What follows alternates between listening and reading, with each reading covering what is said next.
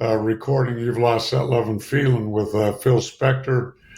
It was just like the perfect storm. Well, it's always great when the younger generation gets into your music, and if any young girls think I'm cute, they need to get stronger glasses. But Come uh, on. you have to love what you do. You have to dedicate yourself to it, and just don't give up. This is Unshaken and Unafraid with Joe Pags. Legendary singer that you know and that you love. He's been doing it for a very long time. There's actually a video on YouTube of the Righteous Brothers in 1965 that is just absolutely viral. People of this day and age love it, and for good reason. I've got Bill Medley on, of course, original member and former of the guy who formed with Bobby Hatfield, the Righteous Brothers. Bill, how are you? Good to see you again. I'm great, man. Good to see you again. How you doing? I'm doing very well. Thank you for always giving us some time. I've spent my money and I'm giving it to you. I'm going to come and see you this Saturday in San Antonio. Thank God you're still getting it done, my friend. How does it feel to be on the road for this long? I mean, that video I'm talking about was 1965, Bill. I know. It it seems like 9 years, nine lifetimes ago. But man, it's great that people still want to hear those songs and all that. The traveling is tough and getting tougher, but the shows are always magical. You feel like you're 25 years old Yes. when you're on stage, and so I got nothing to complain about. Are you noticing the audience is getting younger? Because there's a younger generation that is now. This is what they say. I'm gonna embarrass you a little bit, but I don't think you'll be embarrassed by this. Young people, young women especially, will watch. A, they're surprised when the lights come up that you guys are not black, that you're white. And B, look at his cheekbones. Look how handsome he is. He's tall. Listen to that voice. Does it still make you feel good like it did 60 years ago? I mean, you've got a complete new generation looking at you from then and then hearing you today as well, going, man, I am blown away by these guys. Well, it's always great when the younger generation gets into your music, and if any young girls think I'm cute, they need to get stronger glasses. But Come on. yeah, Yeah. it's just always great, and we get a lot of younger people that say, yeah, because I'll say, would you lose a bet? You have to come here, and they say, no, our mom and dad played your music all the time in the house, and we just loved it, and we wanted to come and see if you can still do it. It's Bill Medley, of course, legendary singer Bill Medley, still on tour. Go to righteousbrothers.com and get your tickets. I'm going to go see him with my family this coming Saturday. When you started doing it, there was no social media. TV was there, but it was still black and white in some form. That video that I talk about was black and white. I know that you were on the Andy Williams show, and you guys, it was a great spot, by the way, and that was in color. But it was the early age of mass communication. How do you get noticed, Bill? I mean, you're in your teens or maybe early 20s. How does somebody notice, hey, listen to this guy sing? Boy, I don't know. If I had that answer, I'd make you a star overnight. Um, I don't know. I mean, Bobby and I were just so fortunate. Uh, we didn't ask for anything. People would come to us. I guess because we were kind of a little bit brown, you know, breaking, and with the blue-eyed soul thing and Yes. all that. And but being on Shindig, which was a national rock and roll TV show, was like, and it was huge. It was like being on Ed Sullivan every week, and so we got a lot of great exposure from that. And then coupled with recording "You've Lost That Love and Feeling" with Phil Spector, it was just like the perfect storm. And but boy, I don't know. I mean, actually, you have to love what you do. You have to dedicate yourself to it, and just don't give up. Uh, Bucky Bucky, my partner, has a new song that's called "My Best Days Are Ahead of Me," and you just have to keep you have to keep believing, and I know sometimes it's very tough financially, if to keep running after that dream, but if you can, that's the only shot you got. It's Bill Medley, a legendary singer, obviously, Righteous Brothers, and much more than that as well. How do you get on Shindig? How does that... Well, first of all, let me tell you something that you might either laugh at or you might get mad at me. I thought you were from the Midwest, and I was very surprised to find out you guys were from California. You seem to have a Midwest work ethic. You seem to almost have a Midwestern nothing accent when you speak. When you sing, you sound very different, obviously. But have other people said that? And I find that to be a compliment. I'm not saying that it's bad to be from California, but I was surprised that you were from the coast. You appear to be sort of an all-American, middle America guy. Does that make sense? Yeah, I mean, when people, when we first were having, hits, everybody just assumed that we were from Texas or New Orleans or, right, anywhere but California. And I hear a lot of Motown influence in what you guys did and what you still do. So that almost made me feel like you were from the heartland as well, no? Sure. Well, we were raised on rhythm and blues, and all the black artists were the artists that we emulated, and that's how we grew up. We just grew up loving rhythm and blues and all the great black artists from the 50s. And I mean, if they asked us to sound white, we would have had a problem, But I always said colored television destroyed our career. But I don't think so. I think you did just fine. It's Bill Medley. It's funny they call it blue-eyed soul because you and Bobby both had blue eyes. But I mean, it doesn't really mean that. It really means white guys singing black music, right? Yeah, it's really white guys singing black music and doing it correctly and doing it emotionally correct, I would suppose. I mean, there's a lot of people, even today, that will do that stuff, but it kind of you can kind of tell that they're reaching. Bobby and I never reached. I mean, we did what we knew to do, and never tried to sound like Elvis Presley, or I mean, I would if I could. But, so we just were always Bob and Bill. Bob and Bill. Was the original name wasn't Medley? Wasn't Righteous Brothers, right? What was the original name? Well, we were the Paramours for about a year and a half. We were put together with a friend of ours that was working Vegas a lot, and he wanted to put a group together in Orange County that he thought would get a lot of work. So he took Bobby and Bobby's drummer and myself and my guitar player and put us all together. And the minute Bobby and I started singing together, it was really magical. It was magical to Bobby and I. I don't know if it was magical to the audience, but well, you know damn well it was magical to the audience. People actually think you guys were brothers because of how well you sang together. Have you being the star musician that you've been forever? Do you hear that familial sort of mix between you and Bobby? And I haven't heard you and Bucky yet. I will this weekend, but you and Bobby sounded like you were related. Does that make sense? Yeah, it truly makes sense. I think was part of the magic, and Bobby was such a great singer, great harmony singer, and Bobby really loved doo-wop music. Me, I just kind of like Ray Charles and Bobby Blue Bland. Yeah, but Bobby was an incredible doo-wop singer, and if you took Unchained Melody and put a doo-wop track behind that, it would be perfect. It is Bill Medley. You're right. It would be perfect. I got to ask you about Unchained Melody. And the reason why, you weren't on it, although you produced it, you played the piano on it.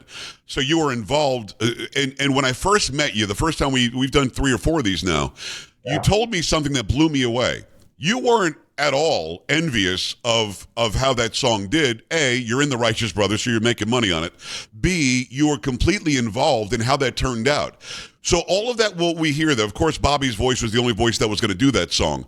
But everything that we're hearing in the production of it, did that come from your mind? Because it was different than the original was different than that.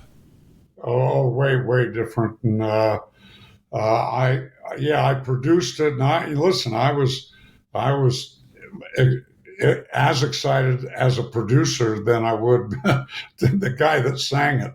I love that. But Bobby killed it, and I was just thrilled to produce that song.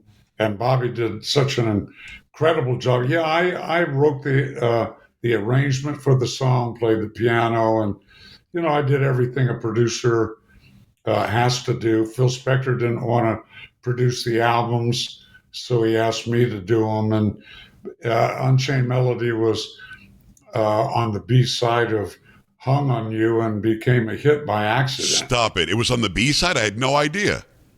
Yeah, it was a B-side. It was a B-side record, and for some reason, all the great disc jockeys in America just turned it over and started playing Unchained Melody. Wow. For those who are watching and listening, you don't know what a record is if you're younger than a certain age. A record, you'd have the hit on the A side, you'd put the record down, and then there was nothing on the back, so they said, let's put something else on there. And they put the B side, record that didn't think was going to do very much. I had no idea there was the B side. The A side was what? The A side was a song Carole King wrote for us called Hung on You. Great song, great record, but Unchained Melody just wiped it out. It is Bill Medley from the Righteous Brothers. Go to righteousbrothers.com. Go and find where he's still out there touring. I'm going to see him in San Antonio this coming weekend. And I love that you've taken the time. That song has been used in more movies. That song, Bobby singing that and the way that you arranged it, it could not have been more perfect. But the one version that I go back to every single time was on Andy Williams because he's doing it live. He's literally singing that live, right? Yeah, I think that's one of the best vocal performances ever on television. Ever. You're not overstating that, Bill, because I'm watching it. The audience appears to be mesmerized. They're just going, what is this guy doing? Let me ask you, I'm a musician, as you know. I'm a saxophone guy. I try to sing a little bit. I'm not you. But let me ask you a music geeky question. Did Bobby have falsetto? And what I mean by that is his head voice sounded like a chest voice, but he was singing with the birds. It didn't make any sense. Did he use something called falsetto or not? Well, when he did, that was probably falsetto, but the truth is, he probably could have hit that full voice if he wanted. At times it sounded like he did.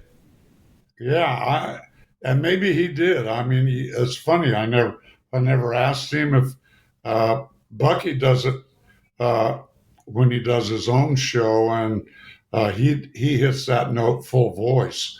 So wow. But Bobby had a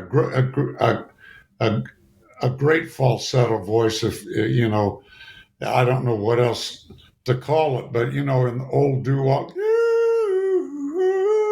yes, all that stuff, he just killed it. He was the best. Dude, you got a pretty incredible falsetto too, Bill Medley. What the heck was that? That was great.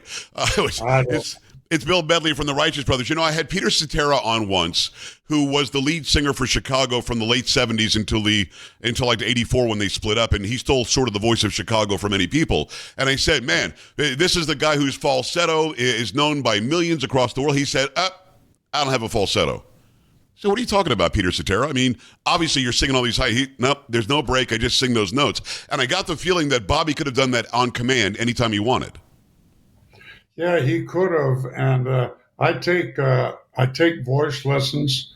And I'm sorry, you take voice lessons? What are you talking about?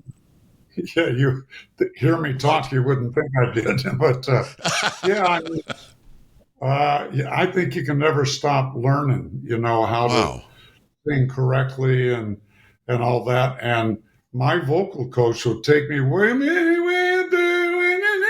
and that's your real voice. Wow. But but it's really up there where I would use falsetto, but it's actually my voice. So Peter, yeah, he probably never used it as a falsetto. He probably just used it full voice. It's kind of like Michael McDonald. Yes. I just did a duet with Michael, and Really? boy, he's just the greatest singer in the world, and I don't know how he gets up there and how he gets down there, and he has that unusual placement where he puts his voice, and it's just kind of magical. And you certainly know it's Michael every Oh, time yeah. you hear it. Well, and this is not a cut down. He's an amazing singer, as you said, but it's almost like he's yawning the entire, and he's doing that thing. Yeah. It's almost like Elvis would drop his throat when he sang the really low notes, when he wanted that really sort of. When you sing, do you drop your throat? Is that conscious, or you just do it? I just go, I hit the notes like in Love and Fig. You never close your eye. I don't try and go, never close. I don't try Right. even though everybody that comes up to me and wants to imitate me, they go, you never close. And the truth is I just in regular voice, you never close your eyes. Yeah, And absolutely. yeah, I don't, unless if I was doing vocal background and had to go way down, Right. then I would try and get my lower voice to work. That's who, by the way, that's who I was in college. I was the double bass. They called me the Russian bass. And the only thing I got to sing, Bill, was, I didn't get to have any fun at all. So how did you get to have fun? You're at least a deep baritone, if not a bass. You can sing the lights out of notes higher than I can generally in head voice, in full voice. How did you realize that you could be a lead singer or a part of a major duo with such a deep voice? I'm guessing that people who heard your speaking voice, said you should just sing the low parts in like doo-wop, or you should sing the deep parts in a Gregorian chant. How did you realize that you could use it more as an instrument like a higher voice guy could? Well, it really came by accident, even though I think in the early 60s, I recorded Old Man River and I used my voice. Yeah. But my baritone voice really came by accident, because when we were rehearsing You've Lost That Love and Feeling, I couldn't go. They had written it kind of faster and me singing higher. You never close your eyes anymore when I kiss. No, that wouldn't have worked. That wouldn't have worked. Come on. And I couldn't hit that high. I couldn't hit that note. So they would lower the key, and every time they would lower it, Phil Spector would slow it down. So by the time we got down to C, it was You Never Close Your Eyes, and it was just a total different song. And so that's when I discovered. I didn't discover my lower voice, but to find out that it was commercial was kind of surprising to me. That's the right word.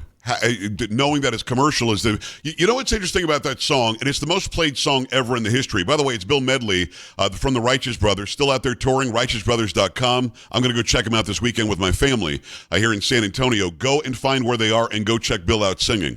What's interesting is when people listen to that song for the first time ever, these young kids that are going on YouTube, they're like, they think that you're the entire group. Then Bobby starts singing. They're like, whoa, what's that guy doing? And I asked you this before, but I hope you'll give me your thoughts on it again. What the hell made you think such a deep voice guy and such a high voice guy could be a commercial success? Or did you not know it would be? You just enjoyed singing together? Well, that's exactly right. We didn't know. We always said that Bobby and I are the bass singer and the first tenor in a quartet. That's what it feels like. And but yeah, we didn't know, and we never thought out anything. We just did whatever we felt was right for the song, and kept kept the emotion of the song happening. And but yeah, you're right, boy. When I baby baby, I get down on, and boy, and Bobby shoots up there and does all that stuff. It was it's just kind of magical. I mean, he sang way up there, Way up there. and so it was like I say, man, we're missing the baritone and the second tenor in a quartet. That's funny. No, well, no, you're not missing anything, obviously, but I hear what you're saying. Absolutely. It's Bill Medley, of course. Go and check him out, righteousbrothers.com. In Love and Feeling at the end, I almost got the feeling that you guys were just going. And I don't know if it was written that way, Bill. I don't know, because at the end, where in that video, you walk up and you get on the stage and you've got all the people behind you, none of which are singing. And what I don't like about it is a lot of people have dubbed in the original record over your live performance, because your live performance was as good, if not better. But you're going, you're just hitting your stuff, then Bobby's going, he's just screaming this thing. It almost looked like you two were just having fun and you were lost in it for a minute. Was all that staged? Was all that planned out? Was all that written? Did you know that was going to go? Or did they say, sing whatever you want to and let's see what sticks? Well, Phil Spector and Barry Mann, I mean, they knew that we were rhythm and blues singers. Yes. And that's where our heart was. And that's where, so when it came to that section, they said, you guys just do what you do.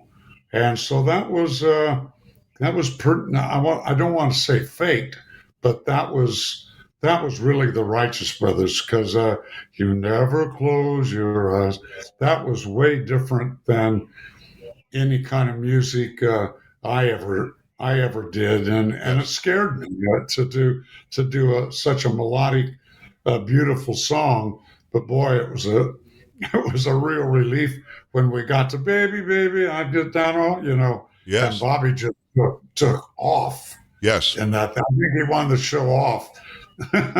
And he showed off for sure, because it was funny. They're all in love with you. Then like, I kind of love him too.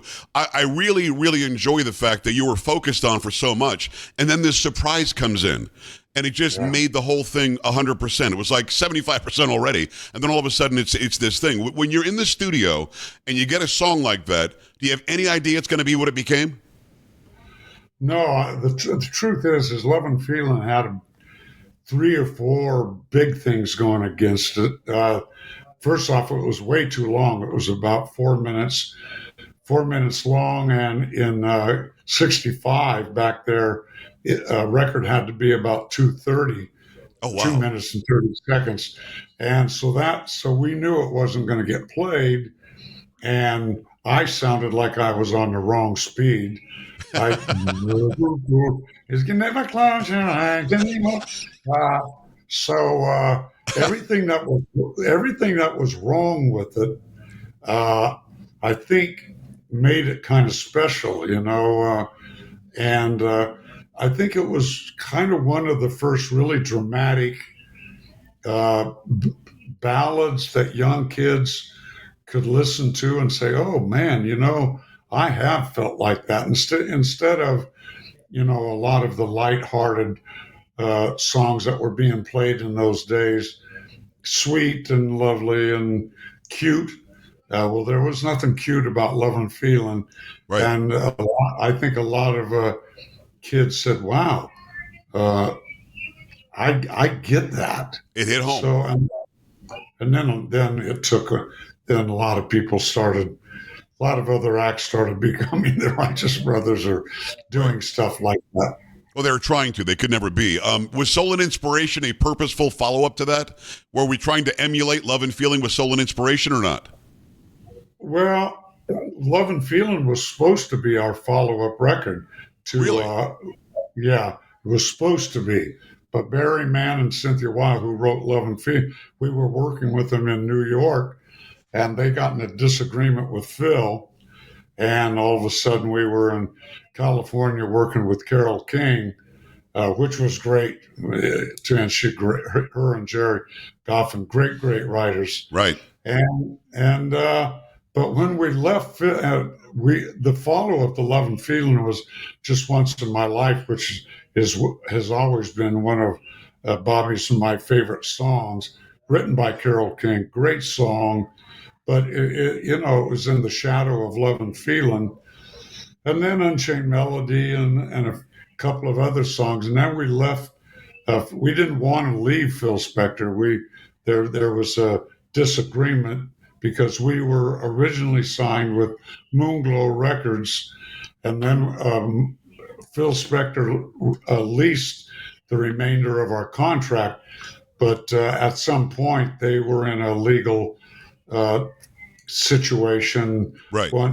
Moonglow was saying, don't record. Phil Spector's obviously saying we got to record. So we left Phil Spector and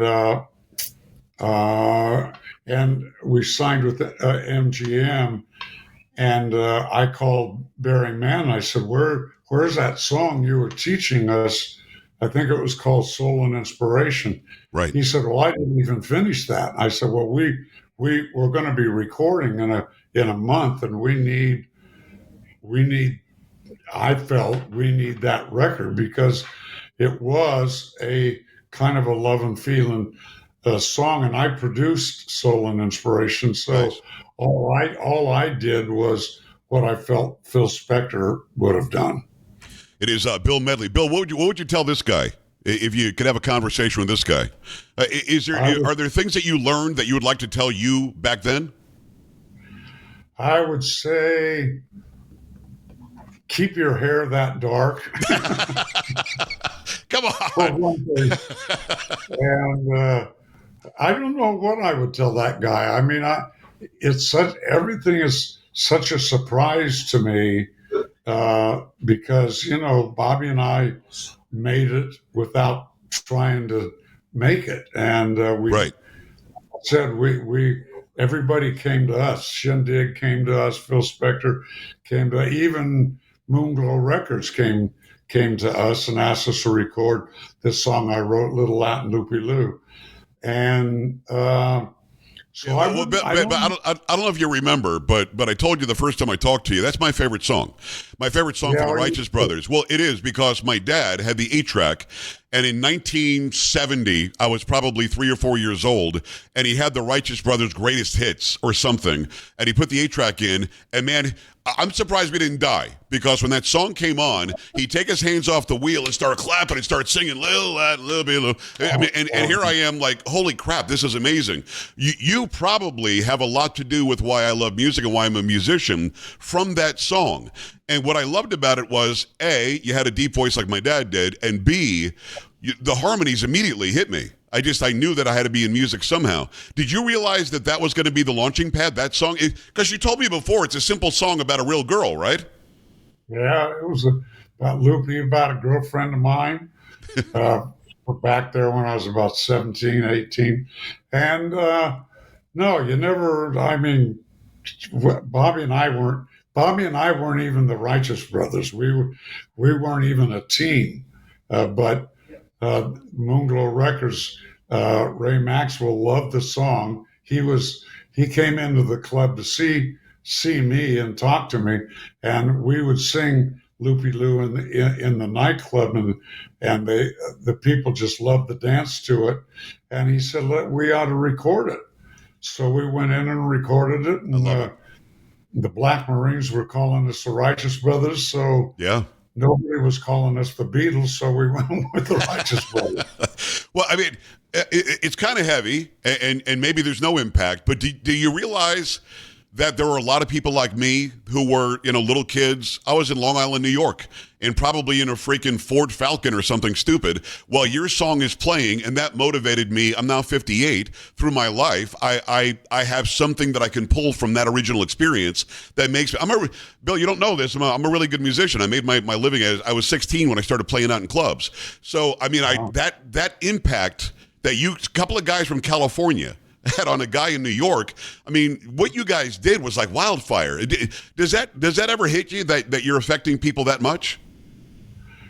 Well, we didn't until we realized people knew, from New Jersey. Billy Joel came to see us at some point in New York, and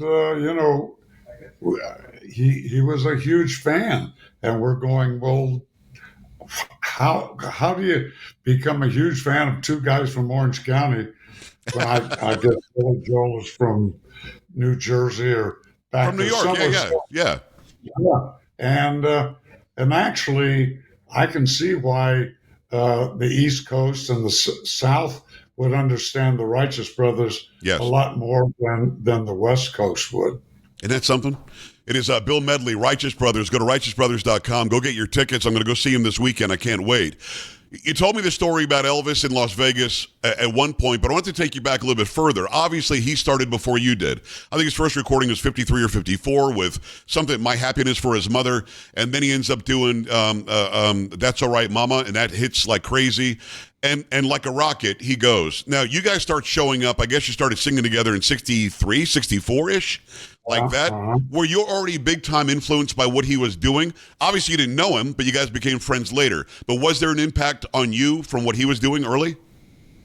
I think. Well, I love the records, and I love Elvis, and I still think he has one of the prettiest head tones in the world. Yeah. And but I really just loved Elvis for who he was, and I really respected him holding on to his religious thoughts, and was teaching young kids that it's okay to love God even if Yes. you're a rock and roll singer.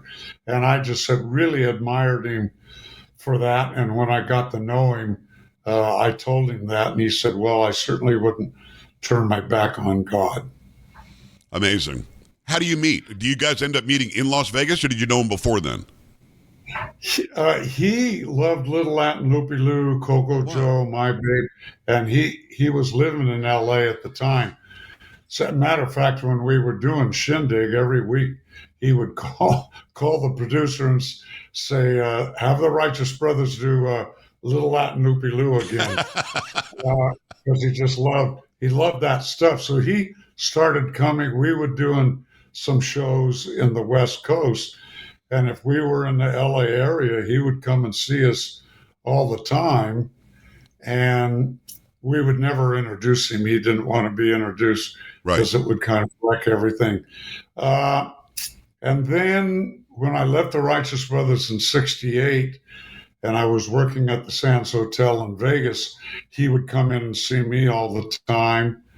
And then when they took the lounge out at the Sands Hotel, I went over to the Hilton where Elvis was working, and I think Elvis had something to do with me being over there, because nice. Every time I was in one room, he was in the other, and we just became real good friends at that. But one-on-one friends. He would call me. He would do a show at 8, I would do a show at 10, he would do a show at 12, and I'd do a show at 2. Wow. And before his second show, he would always call me on the phone and say, "Come on down, let's talk before my second show." So I would go down, and we would talk as Bill and Elvis, and just became real good friends, and we had a lot in common. We didn't have the same success, but we had a lot in common. We both were motorcycle riders. I rode in the dirt, and he rode in the street. And we loved gospel music, and he loved bass singers, and he thought I was a black bass singer. Nice. And did you ever, when you're sitting around, do you ever just break into song? Did you guys ever sing together? Yeah, I mean, I pretty much spent 3 weeks in Graceland. I was recording in Memphis, and during the day and every night he would have Joe Esposito or one of his guys come and pick me up and bring me over to Elvis's Graceland. Nice. And have dinner, and we would sit around the piano and sing and horse around, and it was amazing. It was a lot of fun, but he became such a good friend. I didn't realize, I realized and I knew, but just I forget that he's Elvis Presley. I knew he was Elvis, and yeah, we sang a lot, and what is it, J.D. Summers, the great I think Souther, yeah, J.D. Souther. Yes, Souther. He hired him to work with him at in Vegas, and when he hired him, he called me on the phone. And I was getting ready for my 2 o'clock show. He says, "Bill, you got to come down. I got this bass singer you got to hear." And so I went down, and there was a piano in the Elvis dressing room, and they started singing some gospel song that where JD would sing part of the solo. I think he did it in the show. I can't remember what it was. And he was singing right in my ear. And JD always cupped his ear like that because it was almost an echo chamber. And he was singing right in my, and I mean, he was way down here. Yeah, I'm with you.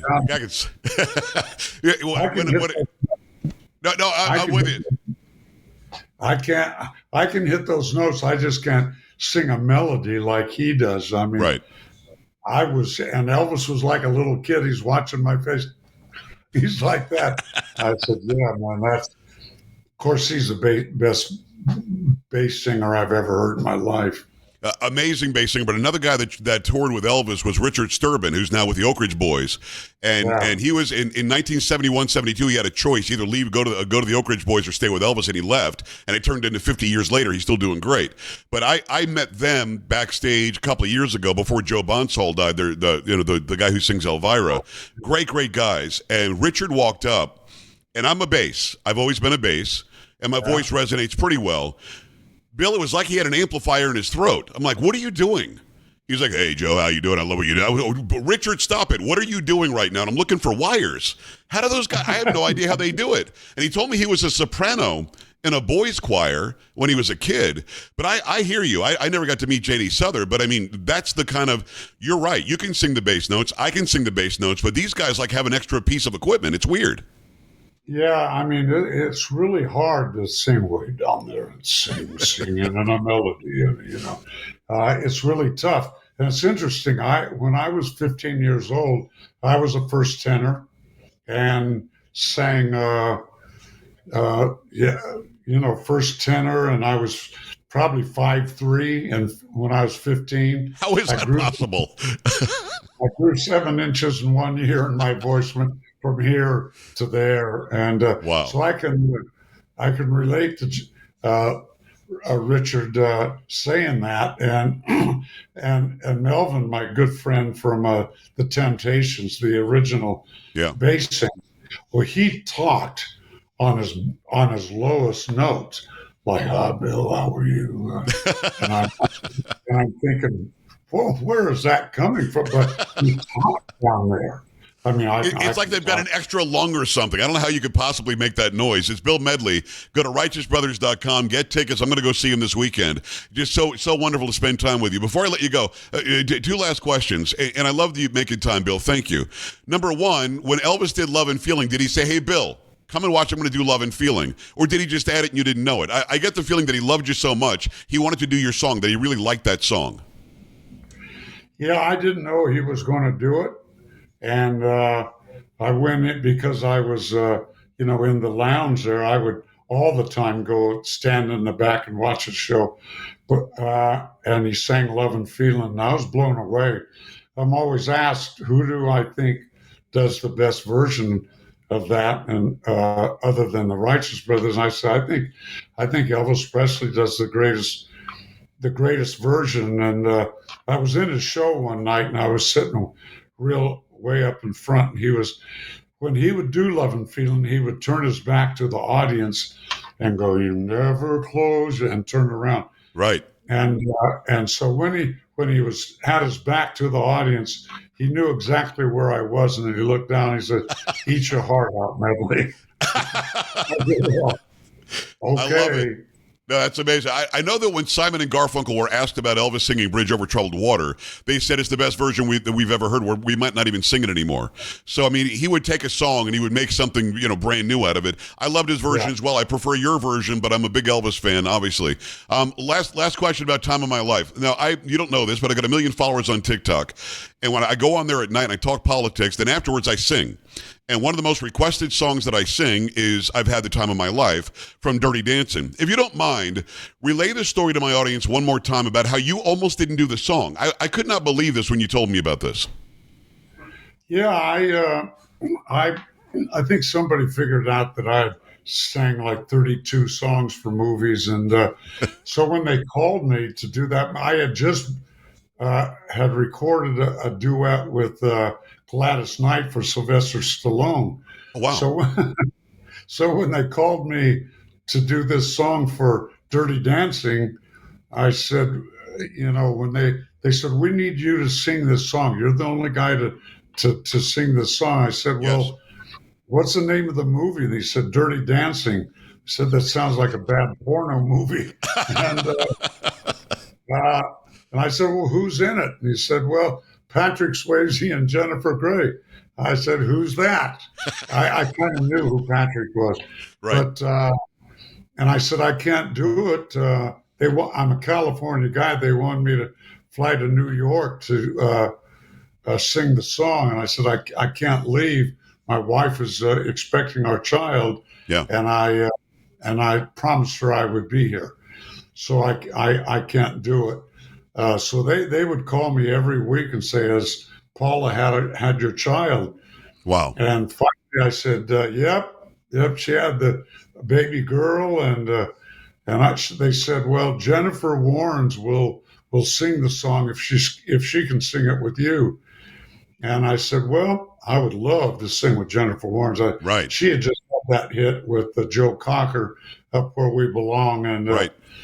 And it's the ugly and the beautiful singing together. Me being the ugly. So we decided to go in and sing the song, not thinking it was ever going to be a hit because the movie didn't have a chance. Nothing was going to happen with the movie, but we wanted to sing together. And so we went in the studio and sang the song. And I must say, man, they made a great record out of it. An amazing record. Are you kidding me? It's incredible. The fact is, nobody else could have done that part. They would have had to change the key, I think, because you start really low, and I'm going to music geek on you again. You're hitting F sharps or maybe even a G on the top of the staff in the middle, late in the hey baby part, all that stuff. So the fact that you had that range, Bill, nobody else has that. They're right. They could not have done the song without you, and obviously, in retrospect, you're happy you did it, right?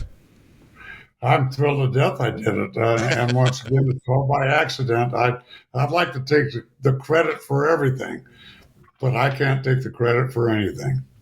Well, you get the credit because there's a reason why it was you that was involved in all these decisions that other people were making.